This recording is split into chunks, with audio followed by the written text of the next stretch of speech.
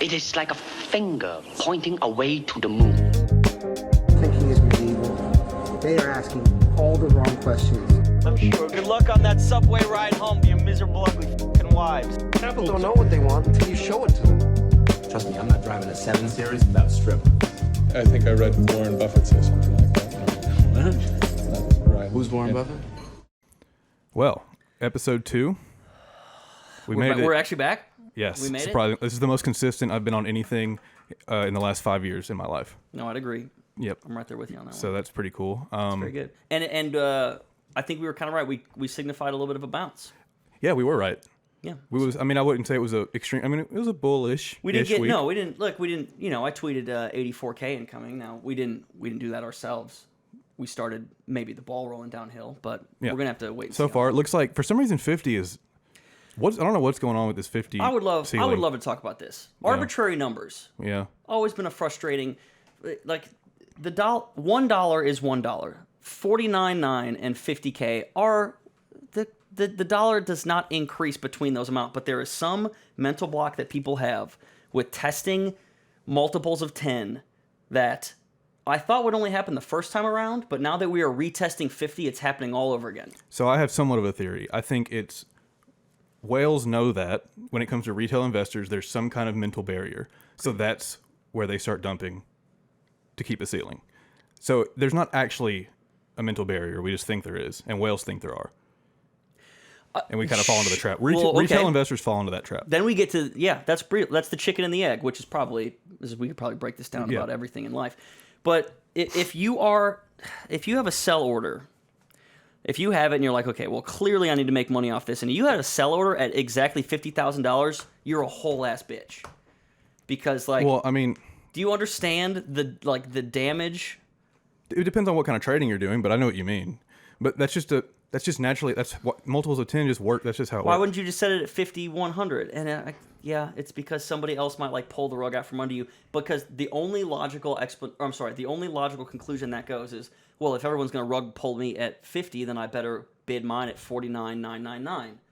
And 49,999 becomes that giant sell wall. I think that's kind of that's exactly what happens. It's weird. It's $1. It's the same. It's the same. Yeah, I agree. It's frustrating. It's for hodlers. I think that's where we're straight up. We're just gonna hold. Yeah, we can go to zero. I like everyone's like, oh, put a stop limit at this % profit to make sure you don't get wrecked. I'm not doing that. No, I'm good. I'm not putting. But a lot of the newer retail investors, they do sell. They're like, oh, it's kind of tanking a little bit. Maybe I should get out. And that's just, you get scared. I really cannot blame anybody for doubling their money and being like, oh, I'm gonna leave. Sure, but as far as like, if you actually, I don't know. To me, crypto is a moonshot opportunity. Sure. And I'm like, well, that double is not a moonshot. You know what I mean? See, going to someone who went to got a master's in accounting, and I got the most boring education about how you can get in index funds and get 10%, and that was like a big double is moon for these children, and that's what we're fighting. And I think actually now that I think about it, I think that's the contrapoint to institutional money flowing in. That institutional money is going to be way more hedging about the jumps. Like when we had the 1 day candle of like $8,800, they see that differently than we do. We're like, fuck yeah, the roller coaster's going. Let's go. They are like, oh, perfect. Now here's how people are going to react because of FOMO, and then because of, well, it's too high, I'm going to sell out. Like they factor both those things in to a technical level that, I don't want them to do that because I want it to keep mooning, but I also see that that's probably the best way to make consistent gains. And if I had a portfolio and people were paying me to maintain a portfolio and get them a return, that's what I do. Fair. But either way, it looks like the bear market is over, we hope. I guess the point is the week-long bear market. But I think that's my point, is that we have bulls fighting each other. Is both those scenarios I gave were both like bullish in their sentiment, but they're literally spiting each other. Yeah, and it's over a 2 week time frame. You can't tell anything. True. What was it? 3K a year ago. So like, what are we even talking about here? We're almost at the anniversary. Yeah, so we're fine. I think it was March 20th of last year. I said, imagine not buying Bitcoin at $5,000. Yep. And I tweeted yesterday, imagine me still having a job after tweeting that. Because, like, how do you call out something like that? And then I didn't just sell my house. That's hilarious. Or steal all my money from my parents or something. I don't know. I could have robbed something. You were confident enough in it to tweet it, but not It's exactly. Yeah, which is. And here we are. That's Twitter. Exactly. I was confident enough to put $500 in and pretend that was a lot of money. Yeah. Well, here we are.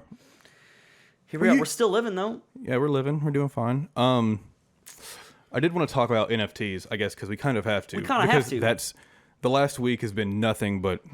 It's been unbelievable. What you're calling a bubble. You think the NFT Did I say that word? You've said bubble this week. Also, I'm going to call them nifties. Honestly, you've been kind of that's bearish on NFTs for some reason. I don't really have a good example, but it's one of those things where I always feel like I am, if we're looking at the bell curve, I always think I'm tip of the bell curve. I think that's a human condition that we train ourselves to think that you're exactly middle of the pack when you hear about something. Mm-hmm. So when I heard about NFTs, I was like, show's over, boys. It's like, if I'm hearing about it, and I heard about hash masks 2 weeks ago, and I didn't know what they were, and I only knew that the NFT term was attached to them, now that we're like, oh, well, here's the third iteration of a ripoff of a thing like a hash mask. Yeah. And you look into it, and it was like, oh, it's digital art that's unique. And then people make fun of like, well, I can just screenshot it. Well, it's like, yeah but the average person would be okay with screenshotting a pixelated version of Kobe and making it their profile picture. Sure. That does I think the people that are excited about it also understand the difference. So that's kind of why I don't think the craze is all the way a bubble. It's not okay. Here, the retail, you make something, you make an art piece, you call it an NFT, and you sell it at a ridiculous markup, has to be a bubble. I will die on that grave because it doesn't really change from just selling digital art. Does it not?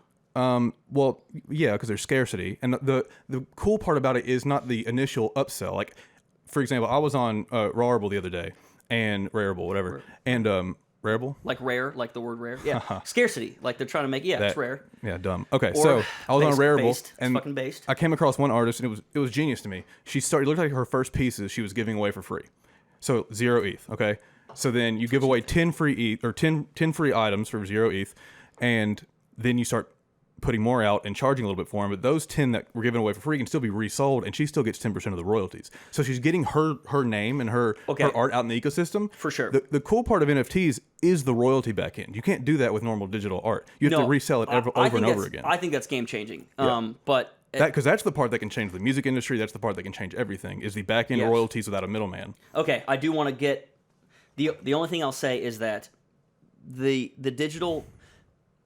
There's a notorious storyline going on in the art community that anything that anybody can do to get art for free, they will do. And I think every artist friend I know has experienced that on some level.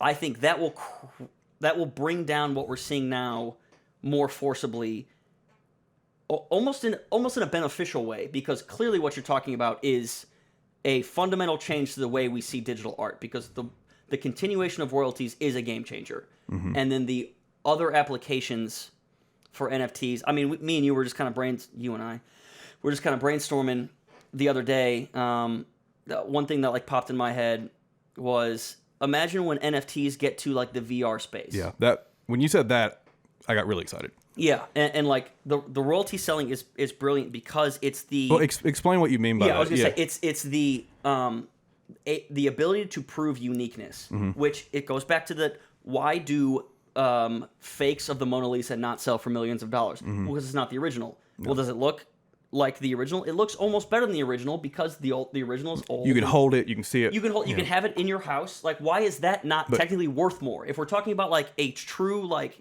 productivity model, why is the thing you can buy at the gift shop not worth more than the Mona Lisa? Yeah, we paid $50 to go stand in line. Look, we literally paid to think we were going to go see it, and we didn't, and we were disappointed. That is a whole different thing. Yeah. So if we extend that, which has to be just a part of human nature, is that we respect the uniqueness about it. So kind of my thought was, the first time we tried VR, besides the cool shooting arrow like Castle Defense game, which is incredible, by the way, there was a game where you literally were just in a 3D box, and your two wands were your two brushes or pens, brush, whatever you want, and you click through your stuff and you just paint it in this space. And I was like, imagine creating a NFT digital museum where you create just a room, could look like any other room, but you have artwork in that room. Whether it looks like a museum, that was kind of the first thing. You make an art gallery, yeah. Or it's literally like you paint a forest, and you're like, oh my gosh, I'm walking through this like Avatar crazy forest that somebody drew. Like if Beeple made a forest. That, but you can put on and you'll literally walk through it. Now, is it copyable to an extent? And I think the fact that people are using that to poo-poo the entire market is gonna. Well, it's boomer shit. It's like literally something you say to like don't even bother going after that. And that's kind of why we're here, is because we didn't listen to that the whole time. Is that clearly there's sustainability here, and it's the things that humans want doesn't always make logical sense. So and I think that when you can put on a VR set and you can click through a sort of not marketplace, but more of just like an ecosystem, and you can go to like, oh my gosh, this is a legendary spot where they painted some. Whatever the digital version of the Mona Lisa is, and you put on those goggles and you walk through and you're like, this is this one. And you can fake it. Somebody can spend a lot of time faking it, and they can spend a lot of time and money on it. And when you get in there and you're like, oh, I saw this, but it's right there. It's not the when same, was this created? Wasn't the original. Yeah. The originality statement of it, it has to mean something. And it's just one of those things that like it doesn't fully click with the logic part of my brain, but I can't overlook it. It's clearly going to be revolutionary. Yeah, I agree. So you're not really bearish on it. You're bearish on I am bearish on the retail market right now, and I brought I want to, if we can throw this graphic up when in post or whatever. It is a great it is showing the top non-fungible tokens by I guess marketplace is the best way to put it. Number 1 is hash masks, number 2 is CryptoPunks. Both of those are incredible. I don't even know what to call them. Not like, I guess Black Swan events probably too, but just like the popularization of them and seeing the cycle go through on Twitter has been an absolutely fascinating thing. I want you to look at number 4. Number 4 is Rarible, which is the one that we are all familiar with, and that's where we see a lot of people, oh, I already have digital art, let me NFT stamp it and put it on Rarible. The average price of an item on Rarible is 0.00004 ETH. Yeah. The average price. And this is actually what we talked about the other day. The bubble will be the bottom 80% of all products are not special. Actually, honestly, the bottom 97% of all products in the world are not special. Yeah, that's just how that... Exactly. So there will be a dilution effect that will, I guess, make people hesitant about the future of it, and that will be the opportunity. For me, I don't like getting in on hype because then it's the part of me that's like, well, if I miss it, it's not that important. I'm waiting for the dip back down to be like, let's get to the game changing. Like I can see that even going further down on Rarible, but that doesn't change the fact that people are making an insane amount of money off this. I mean, stuff. what's Gary Vee doing? Just drawing pictures on pieces of paper? What's he gonna do? Is he's just gonna mint those and put them out? Yeah. Is that the plan? That's hilarious. I guess. I think he was more making a point. What I love about Gary Vee is that he, as much as a shill as he comes across, he is not trying to like make money and run because he's made his money. He's authentic. He's like, the genuineness of that dude, I really do respect that. When he believes in something, he's gonna do those type of like clickbaity type things that kind of make some people cringe. But he clearly understands how you get something to market acceptance, which is widespread. And so I love his little trolling about. Yeah, he was drawing just. Was it the kind King Cobra and the determined? No, I can't remember the determined one. He was just riffing. And I love that. I saw a video. I didn't watch it on YouTube, and the title was Gary V's shilling of NFTs could ruin people's lives, or something along those lines. And I didn't watch it, but I was just thinking about it later. It's a terrible title. And I was just like, is he saying that Gary Vee is overhyping this thing that is maybe a bubble and will maybe burst, and people will maybe lose money by buying $14,000 CryptoPunks? Like, is that what he's trying to say? Or because I think Gary's is corny, whatever you can call him, whatever you want. He is genuinely interested and excited about this space, more so than I've ever seen him excited about anything. Agreed. And I think the way Gary Vee thinks is he thinks of himself as a creator. He does not worry himself with the retail side, because if you're going to buy a CryptoPunk, if you're going to be the 5th person to buy a punk, and every single time the price has gone up, if you're left holding the bag, that's your fault. Yeah. Like so we're talking like .com bubble, like basic rug pull scenarios. If we're talking about Gary Vee trying to inspire artists to think about how they could be utilizing That's what NFTs, we're literally talking about life-changing stuff. Yeah. I think he thinks about himself as a creator, and he's empathizing with those people. Yeah. That's why. Yeah, I like that. I don't understand. Sure, it's clickbait to make fun of Gary Vee, but it's like it's lowbrow, and I don't respect that at all. Yeah, it's almost gotten to the point where like you start out, it's like, oh, you think Gary Vee's cool, and then it's like you start to watch him and you understand, and then like, oh, he's corny for a while, and then you come over that dip, and it's like you start understanding who he is and what he's doing, and it's like, circle. Okay, like I don't need to buy into his content like I did 6 years ago, whatever, to get motivated. But it's you see him for who he is, and you understand what he's trying to do, and it's really respectable. Actually, he's genuinely looking out for the little person, and I think he's genuine in his shilling of NFTs for sure. And he is like historically been on the right side of a lot of good trend changes. Man, that dude was on the esports grind. Like, yeah, he just sees that stuff before. So I think I'm just saying it's disingenuous to be the type of person that shits on Gary Vee because he's Gary Vee when clearly he's self-aware enough to... He knows his power and he's trying to push it forward. Sure. I do think we're going to see a lot of growth in this space, but I don't think it will be the waifus that Kobe just spent multiple millions of dollars on. Well, I don't think Kobe cares. Kobe just wants it. He doesn't. But Kobe, that was... Did he win hilarious. Did Kobe win the thing from... who was he bidding against? Oh, no. I don't know. I didn't hear about this. Oh no, you told me about it. Oh, for real? He was bidding against Grimes. He was bidding for something Grimes put out. Was it Grimes artwork? No, he bid. When I saw him bid, the closest bid was $21,000. He bid $60K, and then I didn't hear anything else about it. And he was tweeting the person he bid against, and he was like, "Fuck you, this is mine." Yeah. And he was obviously just doing it to be funny. But yeah, Kobe doesn't care about the investment side of that. It's just fun. Yeah, I'd be artificially pushing that. He's just having fun. That's the dream. Yeah, why is he still on Twitter, not retired? That's because that's him going to Dave and Buster's. Like that's what. Precisely. His Twitter is our Dave and Buster's. Precisely. So I love that. Yeah. So yeah, NFTs. It's just one of those things that I guess I should be less worried about this. I'm normally. I think it's more because I'm thinking about it like I have a 9-to-5 job and I talk to boomers who are all like, "Oh, that thing's a fad," and I don't like when things are pumped up to be fad-like because older people just like spot it out and they immediately discount it.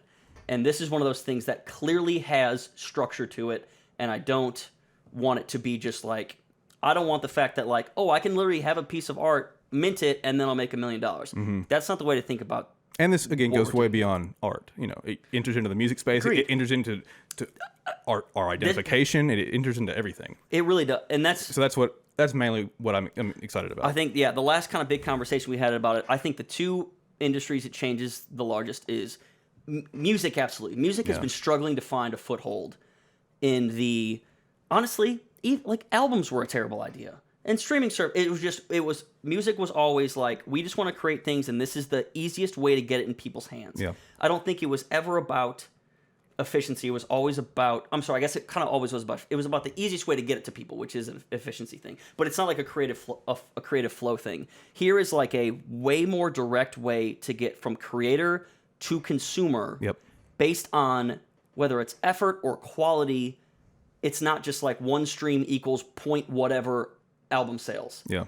Which the fact that Spotify. That's not even like the fact that each streaming platform pays artists a different amount of money is already shows you we're not doing this. It's the right in shambles. It doesn't make any sense. Tom York, the lead singer of Radiohead, said Spotify is the fart of a dying corpse. Said that 4 years ago, and I was like, well, here's the thing though: platforms like Spotify now with non-fungible token type technology can work, and it makes sense for everyone involved. So that's absolutely. So that's like, it's the good. It was like as much as people shit on Spotify and streaming services, it's a great step. I knew from the beginning this is exactly the right step in the right direction. I just didn't know what the solution would be, and found out in 2017 blockchain is probably the solution. Yeah. So when we talked about blockchain in 2017, we knew it would change things. We didn't know why, and it's nice to see things like NFTs be like this is a. Mm-hmm. It's I guess a use case is the best way to exactly like this is being fleshed out. Yeah, no, it's exciting. And then besides music, I think the next thing is porn. Oh yeah, that's gonna any type of creative space like that online. That's the uniqueness and the subscription based. If you pay for it, only you get it model, and that's always been a problem in music because of I'm talking like piracy. Mm-hmm. Things where piracy hurts the worst, like music. Obviously, we've been doing Napster, LimeWire.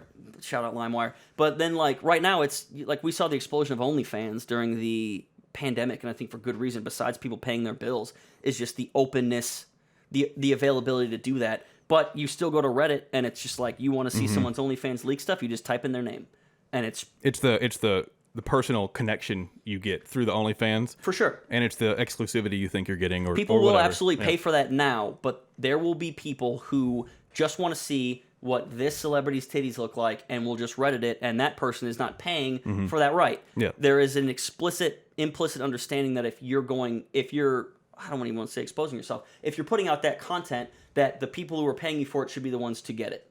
And something like NFTs is the thing that you bind that with. It is an less piratable. I can't even say unpiratable because we're not coders. It depends on it depends on the experience you want. If you want the genuine experience, knowing this is the genuine thing that you bought, then yes, that is unpiratable. Yeah. And I think people will genuinely pay a lot more money for that. So yeah, there's a lot of, NFTs, like I told you the other day, it's the most excited I've been about the crypto space in years. Yeah. I just dove deep in them this week, and I've just been watching nothing but podcasts about them, and it's really exciting. And again, they were around, Crypto Kitties came out in 2017? Yeah, I remember that being... What are they all, are they, like, there's a few that are worth a lot now. I was going to say, you got to think that, especially because of the meme they are now, some of those are got to be worth an insane amount of money. I've seen a few transactions on Twitter that someone sold for this week, which is pretty nuts, but I don't know how many there are. I don't even know. I knew nothing about Crypto Kitties back then. But there's a limited amount. Yeah. Isn't that the point? Like, they're baseball cards. Yeah. Like, I think Barstool is doing a thing that's like, guys, it's literally baseball cards. Yes, you can go home and technically print a baseball card, but it's like, is this official? That means something to people. You can't just say, I'm going to download the JPEG, because throughout human history, there has been something about, is this the original? Yep, and now it's about translating that idea and that feeling into a digital world, which you're not used to that. Because why? Why does it matter? Yeah. But now our brains are going to tell, which on a base level, it doesn't. It's literally playing off human psychology. Yeah. And that's fine. We're just leaning into it. Yeah, well, it's always been our subconscious makes the decisions, and our conscious brain makes a reason for it afterwards. Yeah. So this is where we're going. I'm excited. I'm on board. I'm very bullish on do you have any more exciting that we didn't talk about? Anything exciting? What excites you about the space? Maybe that we didn't talk about. Pretty much nothing. I'm mainly excited about the music side of things, but we don't know. That's part of your background. That hasn't. When Spotify comes out and says they bought a company that's specializing in this technology for streaming, I'll be really excited about that. Right now, I don't know how that's going to play out, but the back-end royalties for musicians, that whole space is going to be changed. 80% of middlemen in the music industry, jobs gone. Talk about that's going to be an overhaul. Yeah, that's going to be billions of dollars. That's going to disrupt it. That's going to be the biggest disruption we've seen in a long time. I mean, and it will get to the point where it's labels either get on board or get the fuck out of the way. Right? There won't be, or do we eliminate a middleman? There's no. Well, I mean, you'll have a label, but there is no. Once Spotify, the platform, uses something like that, you have no choice but to play ball. That's just what it is. Yeah. Like, front end, this is what each artist is going to get paid in perpetuity, and there's no way around that. And sorry, we don't need middlemen, because smart contracts take care of all of that. Yep. And that's what I'm more excited about. That's like the term decentralized. That's why it keeps coming up in these things, is because when you use a DAO and you're exchanging one financial asset for another, you're like, wait, this is why we have banks. So why do we need banks? Well, we don't eventually.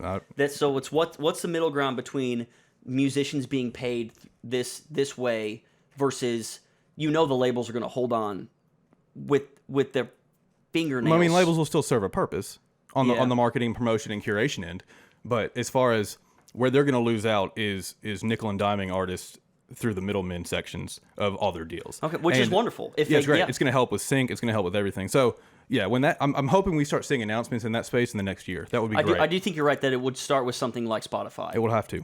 I guarantee you they're already working on it. They got it. Because as much as people shit on Spotify, I think they genuinely are trying to build a better space for the artists. It's just you don't. Agreed. I think you don't understand how hard of a thing that is to do. Dude, they're fighting. They get a bad rap. So I think that's what they're already working on, and it's going to make everyone look better.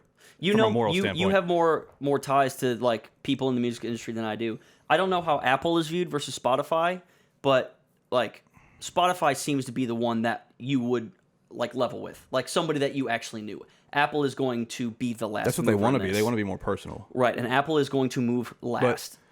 But then, that's debatable in the music space. But I would personally agree with that. I'm more bullish on Spotify. Yeah. On the music end. But that's going to force. Like Spotify has always forced Apple's hand. Yep. And like all the big Pretty much. Like, I mean, they set the bar. They bought Joe Rogan. That's what. Unbelievable. They forced the entire podcast space. And they're like, hey, we don't do video with our podcast. Yeah, you do now. Yeah. They're like, Only guess one we gotta do person. it. Yep. So I want yeah, to see but flexibility of theirs is important. That's all I have on NFTs. You want to talk about Kevin O'Leary a little bit? Yeah, we don't have a really good segue about that. Yeah, no, it's all good. I just found out yesterday that he, 3%, 5% of his portfolio? Yeah, 3%. So I had this in my notes last week, but we weren't really talking like time specific things. He had mentioned that he was looking at converting 5% of his portfolio over to Bitcoin.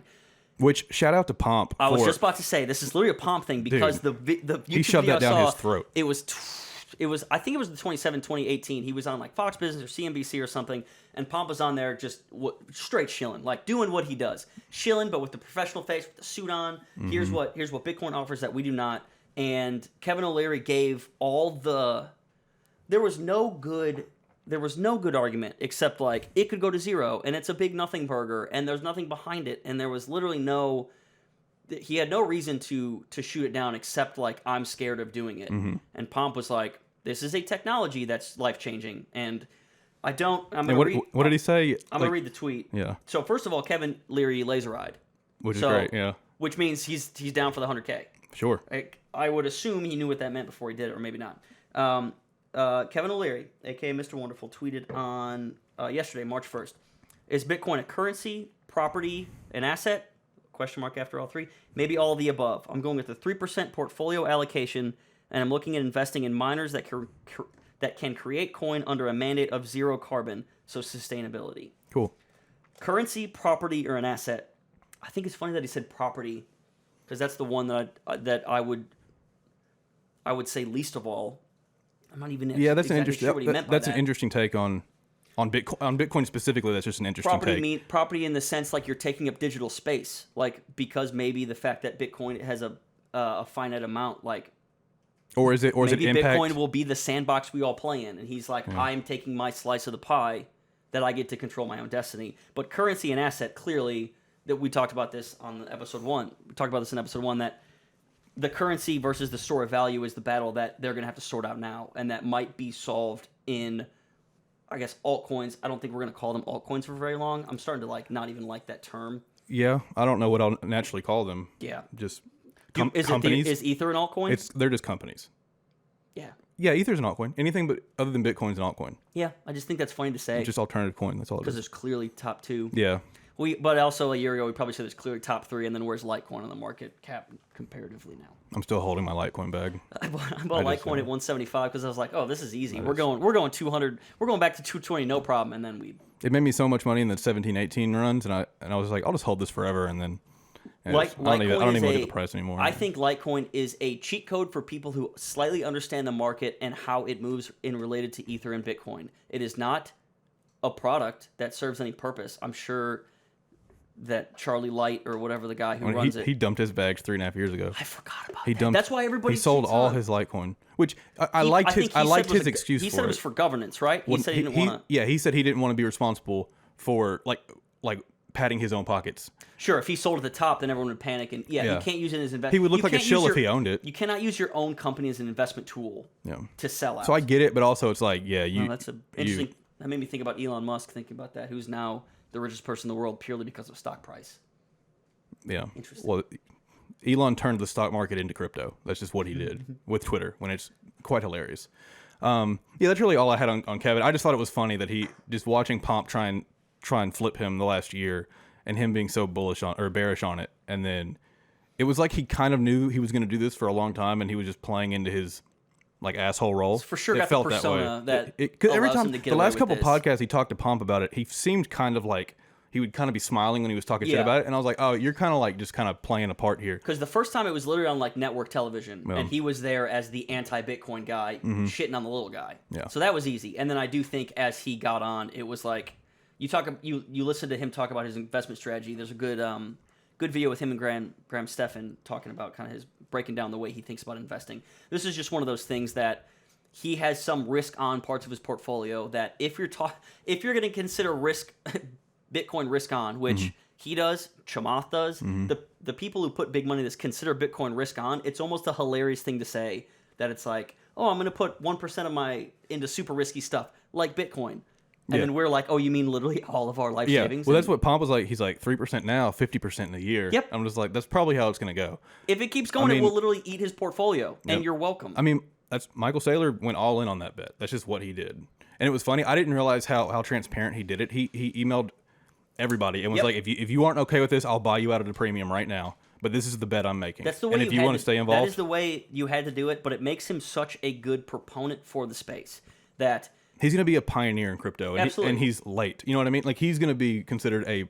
I wonder... I do want to listen to... we watched... It's kind of a long trail, but the guy who interviewed Saylor for like a multiple-part series was on a different podcast talking about it. I do want to see their conversations because I want to know how early Saylor was on Bitcoin before he got MicroStrategies involved. So Pomp said that he was paying attention to the space, I guess on Twitter and the experts, all that, for a few months. Those were his words. That was it? Yeah, he said it for a while, and then he said, well, a few months. Dang, Saylor strikes me as like a 2010er. By the way, I did say Bitcoin started in 2013 last time. I watched Vitalik and Lex talk about Ethereum, which is 2013. Bitcoin was 2008. Don't worry about it. Yep, you're gonna be punished for that. Okay, so just for context, it's the podcast we're talking about is Bitcoin as the Apex Predator with Robert Breedlove on Pomp Podcast. That was Breedlove? Breedlove, yeah. Isn't he an author? I know that name. I'm not sure what he does, but he did an entire series called the Saylor series where he sat down with Saylor for hours, and I think he has 2 episodes out. They're like an hour and a half each, something like that, and he has a couple more coming out. So they talked for like 5 hours. He said he did I remember the part we watched. He said he sat down for a couple hours, and he was like, yeah, that was enough for 9 episodes. Yeah, Jesus, whatever man. it was, and they're planning a second sit down, which he said it'll probably be 2 or 3 episodes. Because I really do wonder the flip of being. I could see somebody who was personally invested in it early and then turning it into a corporate holding. I see like that bridge being shorter. The fact that he heard about it, got into it, convinced himself of it, and instantly was like, we need to hold our balance sheet in this asset. He wrote it off a few years ago, apparently. He was just like, I'm not, the way, I forgot exactly what he said, but he knew about it years ago, and he did not take it seriously. And then I guess this time around, he really took a look at it and was like, oh, I missed this. So he went from 0 to 100 very quickly. He's probably one of those people, that like you hear about the people in Silicon Valley and the people that were at these meetings that we don't even know that hold these weekend summits and stuff. I'm sure they heard about it in 2010 when it was like getting leaked through. It was like, yeah, someone's a Bitcoin shill. But like he is taking out debt to hold Bitcoin. Great. Love it. I love it because I'm doing the That's same. spectacular. Yep. And now it's going to be, at some point it's going to get to, if you're a company and you're not doing that, you're kind of falling behind. And now you're going to have to just do that just to catch up and just to keep investors happy. It's what we talked to about. Like, if you are holding portfolios for people and your idea is to make money for them, how can you not justify holding 1% of your assets in Bitcoin? If I'm letting someone control my investments and they're not even looking at the digital space, the digital asset space, we're not doing business. That's just not what, you know what I mean? There was a great tweet. JP Morgan has been, in 2017, was very, very quick to come out and shit on everybody who thought Bitcoin was the change and were very happy to pat themselves on the back for 2 years when nothing really happened. Jamie Dimon came out and said that we pretty much shit all over it in 2017. Now notice the first headline said Jamie Dimon. The second headline said JP Morgan because you can hide behind your big bank. Perfect. JP Morgan is now going to be allocating pretty much every portfolio. They like in their mind it's like we need to be holding 1%. Imagine the buying power that is added to the market now compared to when every large investment bank should be holding 1% of their balance sheet in crypto. Yeah. Just the dollar amount. Just what that does to the cap. Like, how can you not be bullish just on that statement alone? Yep. And what do you say, and who says they stop at 1%? They won't. It becomes the not reliable, it becomes the responsible thing to do if you have investors. You have a fiduciary responsibility. It already is that. It already has been, but you could always excuse it around risk.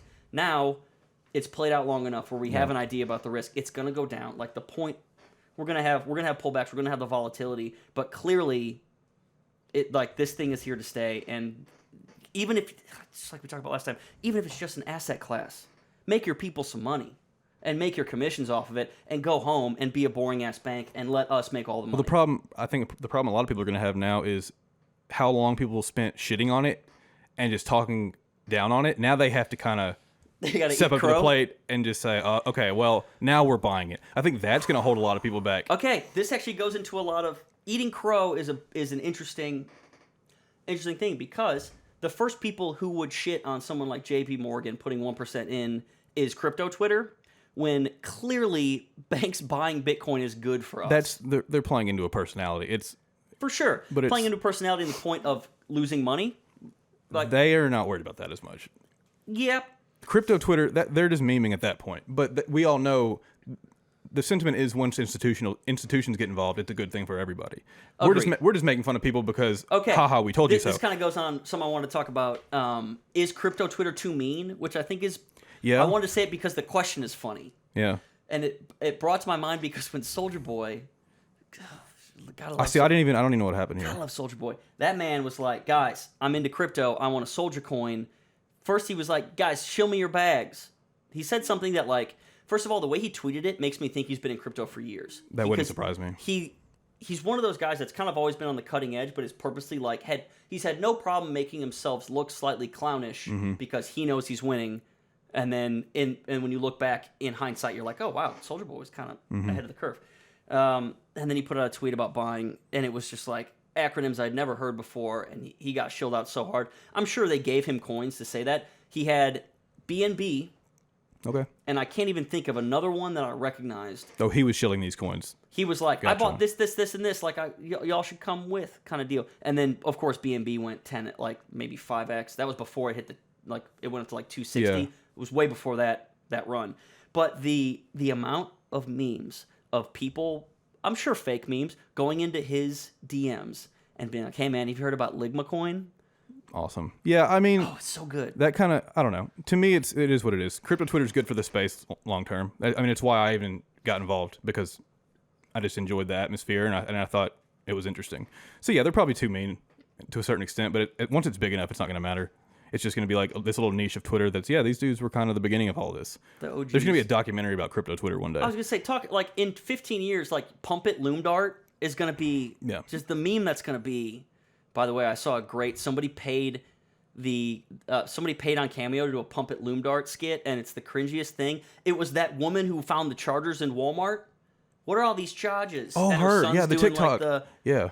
she did her and her husband did a Pump It Loom Dart thing. I wanna and see that. It hurt. That's awesome. It hurt. I'm very excited for that. But also, shake out bitch hands. Like, I agree with the being mean. I just wanted to put the question out there that, like, some people are going to say dumb shit, and they might get yelled at, and it's because you're going to have bitch hands. And we don't need bitch hands when Rook pumps to $650 and you think it's a good time to sell, bitch. I don't need you type of people here. Yeah. So, in conclusion, no, crypto Twitter is not too mean. I just wanted to... It's fine. They are who they are. What else do you want to talk about?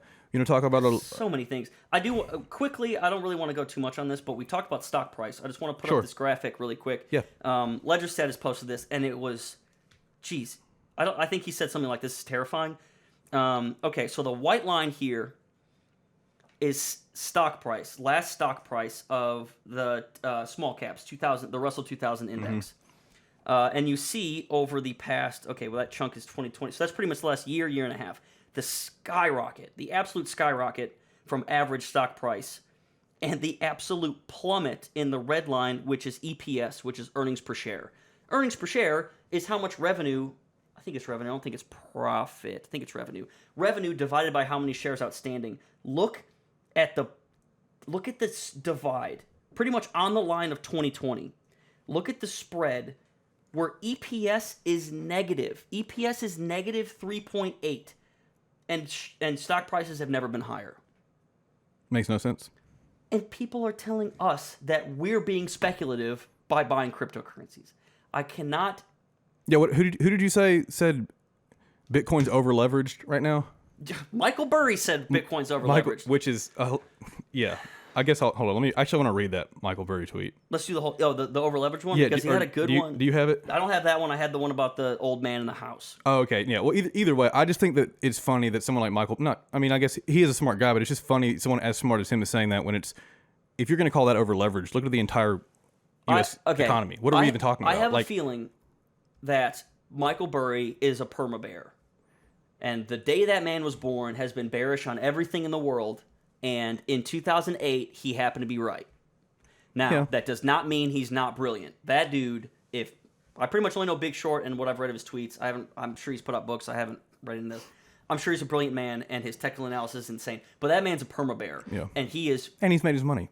He's made his money, and that dude, I think, it changes things. I think that dude lives in terror of tomorrow. I'm sure. The end of The Big Short said Michael Burry only invests in one thing, water. Yeah. And the first time you and I watched that, we were like, oh! Yep. We both were like, how do we get water? How do you buy water? Yeah, how do we make a well? We have to go to Kroger. Terrified. We gotta go to Kroger. Can I buy enough bottled water to grow more?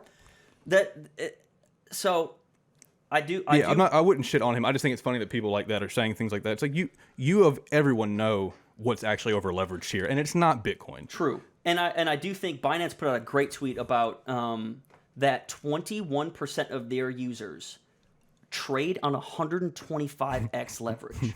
1/5 of their users trade on over 125% leverage. That blows my mind. And I think it was 60% trade on more than 20% leverage. Okay, now you got to say that I would consider that over leveraged. Sure, yeah. I would say that's probably. That's kind of the definition of over leveraged. I don't really even know, because when you talk about leverage, you kind of need like an offsetting. It's like if you're going 100x leverage on a Bitcoin and you're like betting one Bitcoin, nobody's giving 100 Bitcoin to the market to like ensure your trade. It's just in the ether. Like we can't really even use that word anymore. That word's gone. We need a new word for the ether. Different word. It's in the void. Sure. It sounds worse. A great comparison I saw in response to that was it was a snippet from a book talking about the financial crash of 2008, and it said the Lehman Brothers pretty much spent 2002 to 2008 31x leverage on their balance sheet. Everything that they were doing was over 30% leverage. I don't think they meant to do that. I think their situation got more and more dire, that they were stretching themselves out, and they were like $1 million away on a bad bet from being liquidated. Nice. Which is something a lot of people that invest in this can that's a lot of that's not a lot of move to liquidate yourself. Now, when Lehman Brothers gets liquidated, I'm sure they call up their friends and they get more funding. Now, when do those phone calls stop getting answered? That's what 2008 was. Nobody would pick up the phone. After they called out all those favors, it just started running out of people with money. That's why the collapse was as big as it was. So I don't really want to hear about being over leveraged when it's been crashing our livelihoods since we've been alive. I agree. I'm not buying the musings of a perma-bear. I get it, man, and I hope you're happy, and just keep philosophizing, because it's his cool his Twitter's great. I like his Twitter. His Twitter's great. I love it. But yeah, what else we got? We can either talk about. You can talk a little bit about. God, that got me so worked up. What, Burry? Yeah. Okay, cool. Let's stay worked up. Tether, New York AG. Because that's my other question. Yeah. Is does Tether print to protect over leveraged? I don't know. That's what the Twitter replies make it seem. I'm not really sure. But show goes on, baby. So what happened? Okay. So Tether was under investigation, and I should have done more research about this, but that's not what this podcast is about. The state of New York was mad at Tether and Bitfinex. Was the DOJ involved? Was the SEC involved? Maybe. I don't know. A couple years ago, Tether came out and said that. Sorry, when they started, they said we issue one Tether per one USD we hold, and we're like, oh my god, this is perfect. This is a like a go-between from crypto investors, that I am going into Bitcoin, I'm going to other investments, and it is way too confusing to go to the BTC ETH chart or the ETH Rook chart or two trading pairs. I want to go to USDT because my mind is small, and in order to get retail investors involved, you're going to need something like the US dollar. So Tether was the, I guess, the solution to that. There's also USDC, which I believe is like one. It's much smaller. I couldn't tell you the multiple right now. Tether a couple years ago came out and said, we are technically not covered like we said we were going to cover. We're about 74% covered. Now I'm pretty sure that was like 2017. Now when I read that, I realized, okay, or I thought, that's probably not gotten better. It's probably gotten worse. It's not gotten better. It's probably gotten worse. So there was a large investigation And the New York Attorney General came out and They ended up getting fined. Is all that happened. Yeah, I'm trying to think of who actually technically fined them, because part of it Oh, was yeah, they I'm were not sure. banned in New York. So I'm wondering if they paid the state of New York, or if it was like the Department of Justice, but it was only banned in New York. I mean, the point is they paid somebody the comment, let us government. know. They paid the government, They paid- and this they paid a huge penalty. and this investigation just disappeared. Yeah, Tether and Bitfinex, which is funny because every time they're mentioned in the report, they're mentioned together, and I don't think they're the same company. They have separate Twitter accounts. As far as my research went. I don't know if that's... So the problem was, Bitfinex hid $850 million of losses from a loan they tried to secure that fell through. Mm-hmm. And I don't know if it was a shady bank, but something didn't come through. And Tether printed that almost $1 billion for them to cover. Now, if Tether were to do that and were to hold to what they said originally, they would have had an extra $850 million in cash sitting in their reserves. They did not. No. So they just kind of drew $850 million bills and gave it to somebody, and it floated like real money. Mm-hmm. That's a fascinating thing to think about in my mind. They got in trouble, however it was. Kind of. Yeah, sure, they got in trouble, and at the end of the day, in the settlement, they paid $18.5 million. For making up $1 billion, their penalty was $18 million. Love it. And quarterly audits. Meaning, Okay, they well, were so audited. Yeah. If you're going to give quarterly audits, that means they audited you the past couple of years, and they were like, yeah, you guys can keep going. Great. I was panicking about my Tether lending on KuCoin for a minute because I was like, surely this has to collapse. This house of cards has to collapse. If you get brought to task by the state of New York and you have to pay 1% of the money you pretended existed, I'm going to go ahead and say, A, Tether will continue to be a staple in this industry, and B, that was probably a greasing of the wheels. Yeah. That was probably somebody realizing this is a legitimate market, this is a legitimate asset. You guys want to play ball, you need to adhere by some more rules and also pay us a little bit of grease money. $18.5 million sounds like grease money. And that's if that's how you need to get things done. That was honestly that was the most bullish news I'd heard in a long time. I was great. so happy. It was great. Now, my lending rates They went down. went from 140% a year to 60% a year. Oh no. Now, I'm going to go on the record by saying I will still take 60% APY. Sure, why not? Now, nobody undercut me because that would be selfish of them. I mean, some people are doing that. Join me. Yeah, some people are undercutting slightly, but I could scroll. Just join me slightly where I'm at, and we're all good. We set the market. We'll see where it goes during the bull run if we continue on that path. I would like to think so. It'll be fun to see. So yeah, that was the one thing I was worried about was the FUD about Tether exploding, and that if Tether collapsed, I think the ramifications would have ended everything. Well, and then what? So then the New York AG came out and talked about protecting people's wallets. What was you had the? I didn't read the tweet, but I saw Pomp ranting about it today too. He was pissed, and it's just it just feels like such a. Honestly, I think reading the responses to the tweets is probably the best way to argue against it. Yeah, are you pulling him up right now? I am trying to pull up the AG tweets right now for some reason. Yeah, I should have saved it. What? Oh, found it. Cool. Apologize. New York AG James on Twitter, which is the best place to threaten people. There are extreme risks in investing in virtual or cryptocurrencies, and it's imperative that we act to protect investors' wallets. That's the first half. Mm-hmm.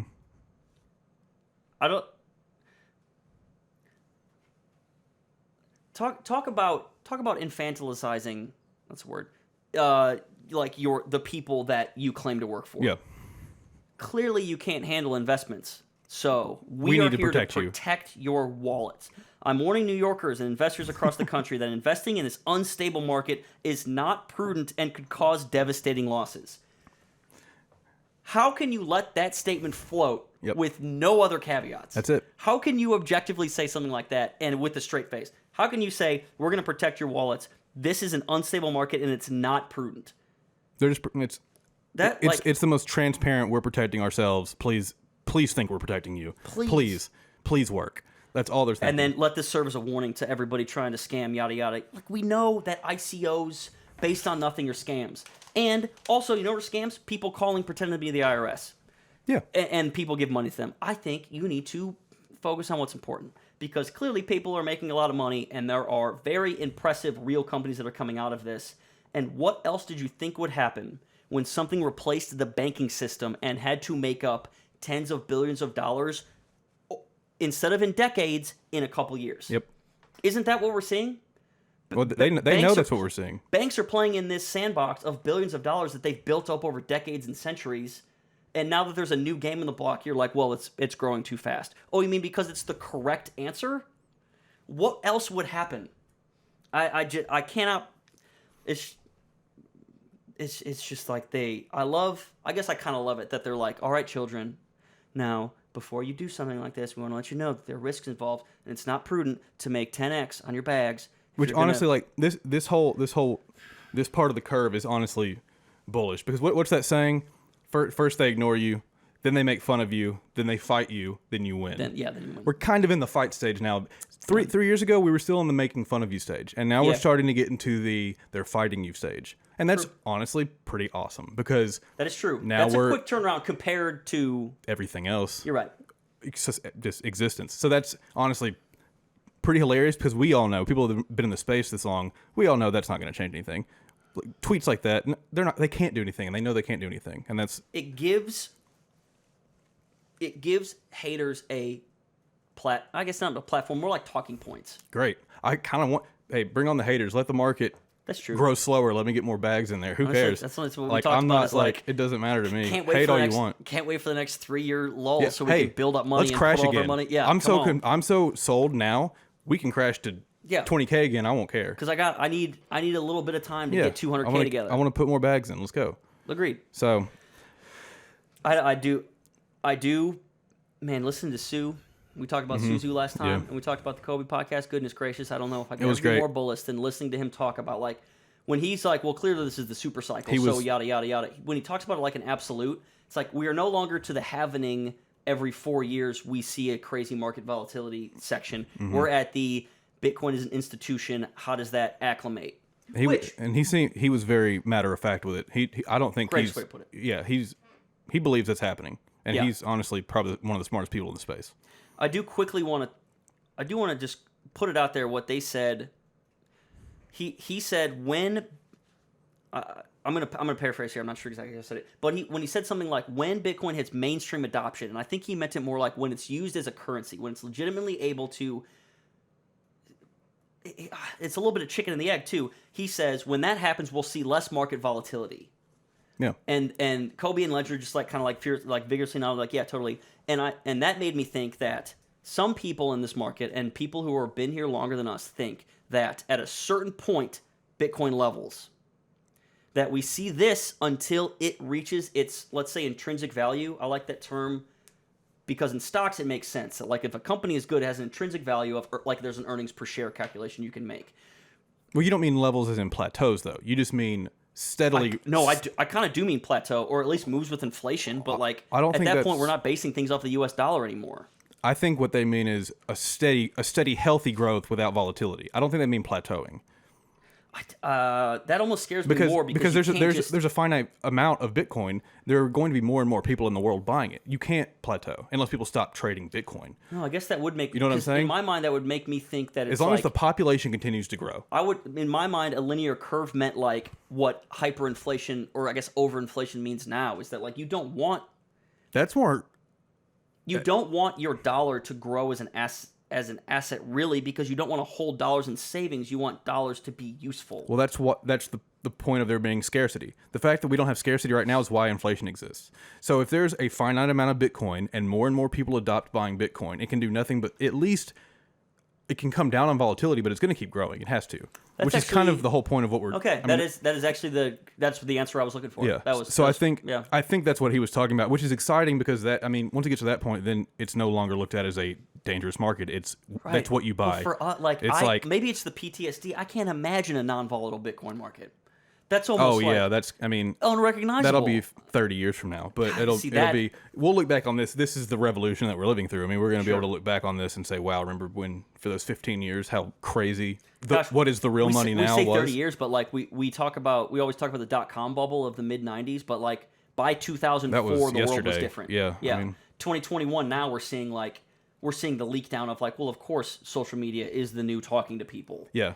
And when I was in high school, I didn't have a Twitter. Like it was like just yesterday. But it was not many years after that type of bubble that it was like, oh, this is the way we do everything now. Like we talk about music. When did Napster come after like the .com? Mm-hmm. It is that level of game changing. Yep. That made me feel a lot better about that because that's what we talked about last time. It will not become usable currency until the volatility evens out to the normal person. Yep. And we need 90% adoption for something and that's why Bitcoin will stay king, because there is a finite amount. It'll eventually be that store of value and maybe currency or exchange, whatever. But I do think that I think it has to achieve the currency status to be a success. Now, I don't mean success like it makes people money, but like the end of this story, this video game, this book, is that Bitcoin is the thing that we give each other for goods and services. I agree with that. If it morphs into an asset class holding, I will be happy because we will probably make a lot of money for it, but it will be a slightly disappointing. Yeah, I know what you mean. I mean, if something comes out that still is backed by Bitcoin, that is actually used as the exchange, that'll work too. That's fine. I honestly think that, like, I wish I knew more about Bitcoin Cash, but I think it's so funny that I think that was their idea, and they did it so early that everyone's like, can you guys calm down? That was a hilarious. Yeah, like, can you guys stop shilling your stuff and just, like, yeah, who knows? Yeah, I mean, looks like we covered a lot here.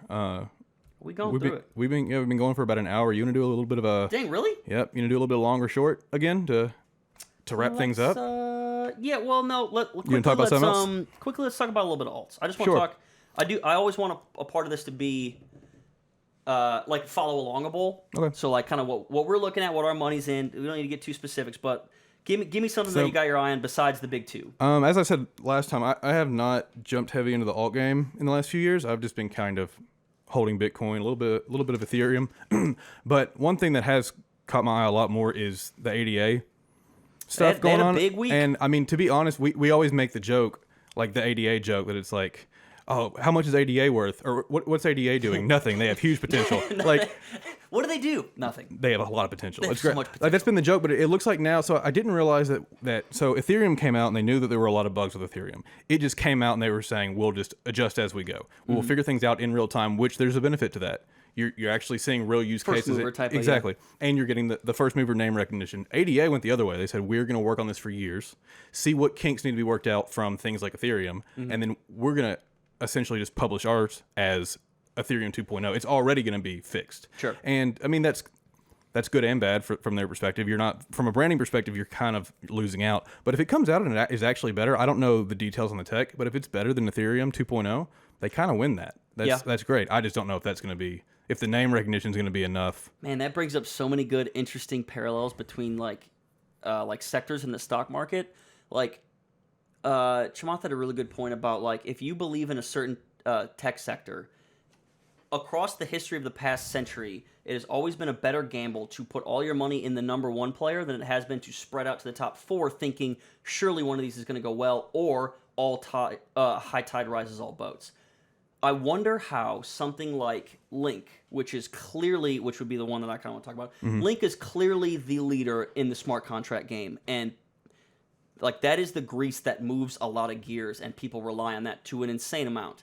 Now, if a better product than that is released on the ADA side, is there any legacy holdover, or is this revolution that we all would like to think we're a part of, find the better adopter and switch immediately? I think that's kind of the case for ADA, is that will better products win out over time? Is that what we're banking on?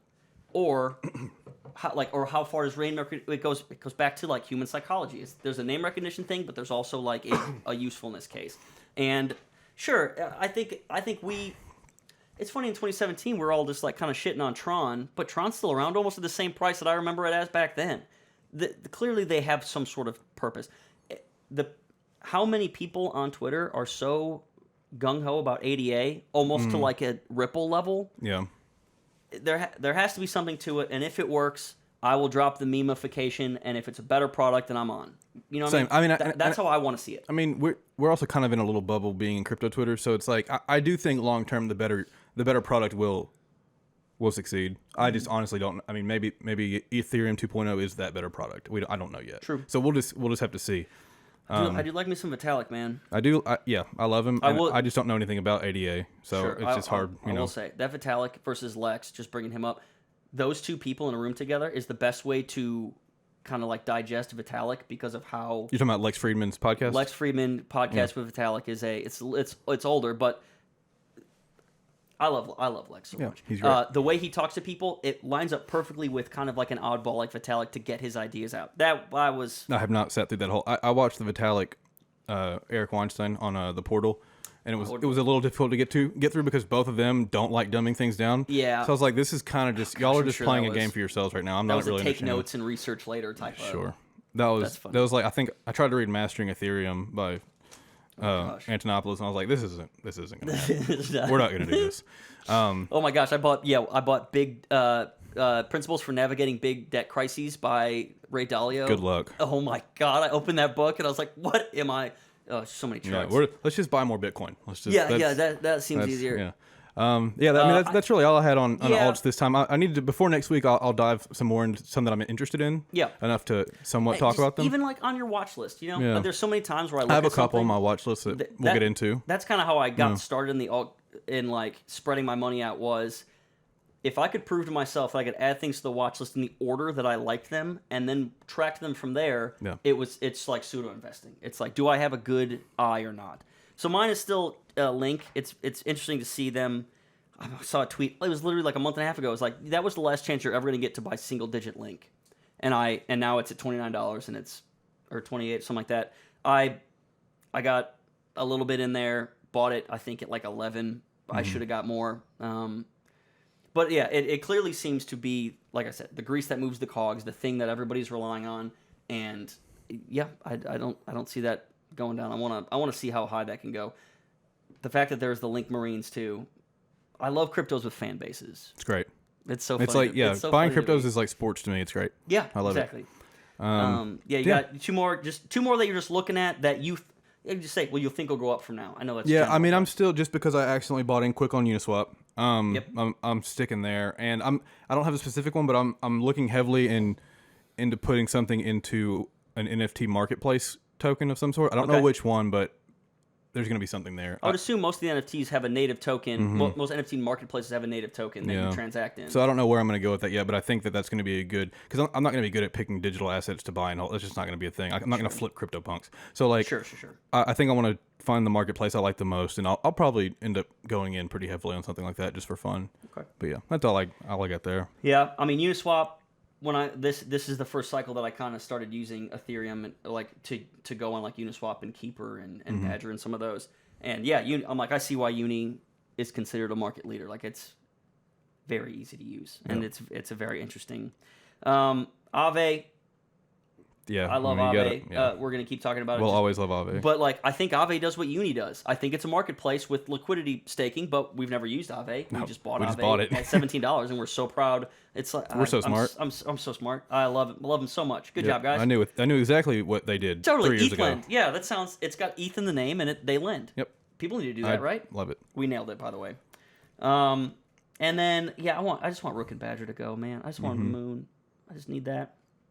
Yeah, that's really it. Nothing else I could really go into good detail about. Yeah, But I'll make it a point for next week. I'm going to do some research on some alts because I'm getting back in that mood where I'm like, yeah. I want to throw some money in some trash cans. dude, do let's it. talk an NFT alt. Like Yeah. let's try to find Yeah. one. We'll do it. Yeah, we'll put a little bit in that. Sounds fun. So what do you think? You gonna do some quick long or shorts? Been long and shorts. Let's do it. You go first this Did time. I? Give me I can't something. remember who started last time. Give me something. Okay, long or short. Apple. Wow. It's a traditional question. Yeah, Whoa, real stocks. I don't know anything Right? about those. No, I would. My heart tells me that they're working on a lot of things at the moment that will be very important. I'm gonna still go long on Apple. Okay. I'm not afraid to say I might eat those words. I don't know exactly how long I'm talking here, but I still believe in Apple as just a general mindset. The reason I thought about it is because I asked you about Facebook last time, and I see them so similarly. I see, like the legacy that they've built. It's almost like show us something, old man. Yeah, but also it's like I almost feel naive for even questioning what, you know what I mean? I don't really know how to look at something like that. If it was Steve Jobs, I would agree. Exactly. That's my only thing is I don't know how much weight I'm putting on that. Tim So I Cook don't. is a lifeguard, and that's what he was put there to do. And I believe better than the previous iPhone in 5 years. I believe much more in Zuckerberg than Tim Cook. I'll say that. See, that's interesting too, because you said long. More. You said long on Apple, but short on Facebook. If we're talking stocks, but I agree. But because because of the brand recognition, people love Apple and people hate Facebook. That's a you know very what I'm saying? Point. So, but also, but the creators are different. I do think even if Facebook even if Facebook goes the way of MySpace, we're going to hear Zuckerberg's name. Exactly, he's not going away. Yeah. Okay. What do I got here? Okay, long or short, Bitcoin 100K in this cycle, or this year. I don't even know what a cycle means, Like I use the word. Then go this year. I guess if we're talking about cycle before the next crash, which would be this year because we're not going to have a 2-month crash, like not a real. Yeah. So we'll say 100K this year, Bitcoin. I'm long on that. When I tweeted 84K incoming, I think the retest of 50, like kind of the bounce off like 44. Everybody posted that. Everybody posted the chart. This 2017-2018 chart before it jumped that we followed the track right before we jumped to 20K, which would get us to it was like 160, something like that. Like if it laid out the same way. I think we're heading to 100 200K Bitcoin. I think this cycle. I think I'm calling, but I would love to be right that this bump is 84. We have some turbulence, and then the next bump. Another like 50K ceiling type vibe for a few weeks. Because I don't think it'll hit, because we talked about the decimals of 10. I think we get stuck at 90. I don't think we can break 90. I don't think we can break 100. But if we hover at 80 something, and then we have another like chill moment, then we have to blast through 100. Yeah, so maybe this is kind of utopian thinking. The best way to get through 100 is to pause at 84. I'm long. I'm long on 100. Yeah, bring it on. Let's do it. But you can tell by my tone that I'm not. I'm putting my money there, but I'm such a. My money's going to be there regardless. So I'm one. Yeah. But I never expect me to be right. I guess is the way to. We've been decently right enough. Despite Give me your second one. Long or short on Zoom. Zoom. Oh, the video call. Mm-hmm. My mind went to Zunes. I was like, dog. Long on Zunes. This is not okay. Zoom. I've never used Zoom. Right. Which is not a fair. I'm just saying I didn't have to Zoom call at all during this pandemic. Sure. I don't even know what that means. The deeper level question is we're gonna say the pandemic's not over. So are you long or shorting remote work? Is that what you're asking me? Partially. Okay, then I'm long, very long. Interesting. Yeah. Okay. They got to go hand in hand. I didn't know if you meant just the. They clearly dominated Skype, and Skype blew a 3-1 I'm long lead. on the idea of Zoom calls. Yes, they're going to be a thing. Interesting. Forever.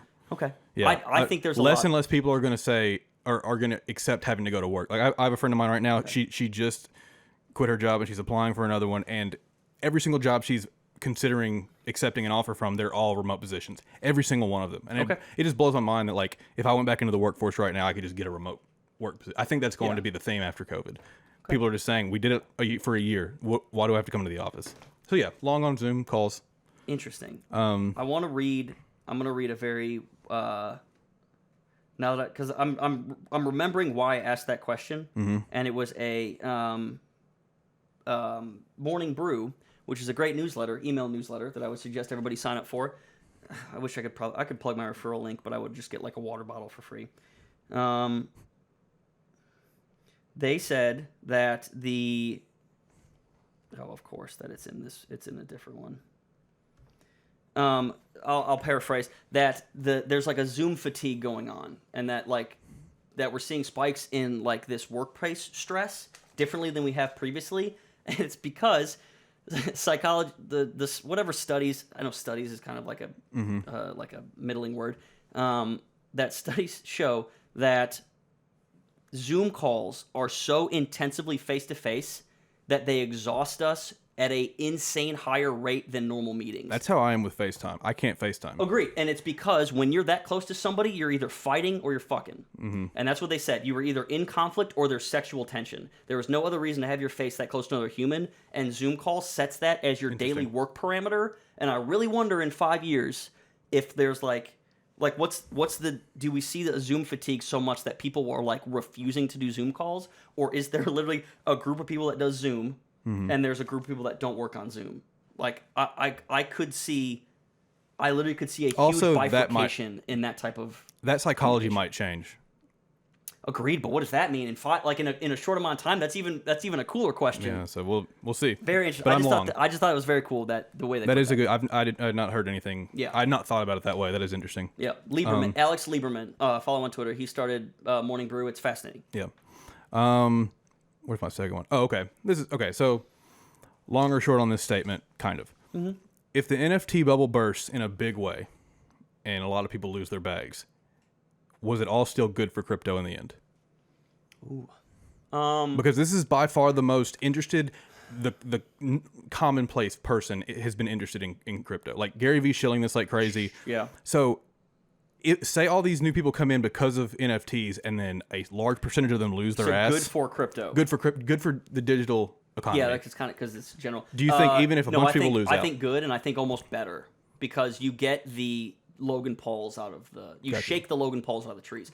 You saw what he did. He did a pack opening. Yeah. And he screenshotted him opening it. Every Genius. new card and sold each one of them. Brilliant. Now I went on that website and found those NFTs, and the same person, Michael J. Burry, not real Michael J. Burry, but a Michael J. Burry with Christian Bale as a profile picture, bought every single one, and is trying to resell every single one. Hilarious, because I knew they sold out in like 3 days. And I'm like, what?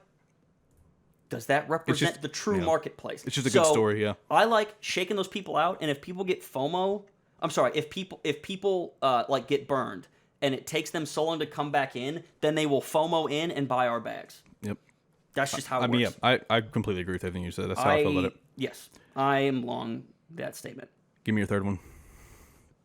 Within this Biden administration, we are American, by the way. I don't know if yeah. I think people figure that out. Probably figured out. In this administration, let's say 4 years. I'm not saying anything about the reelectability of the man. Do we see federally decriminalized marijuana? Yeah. Within this 4 years? Yep.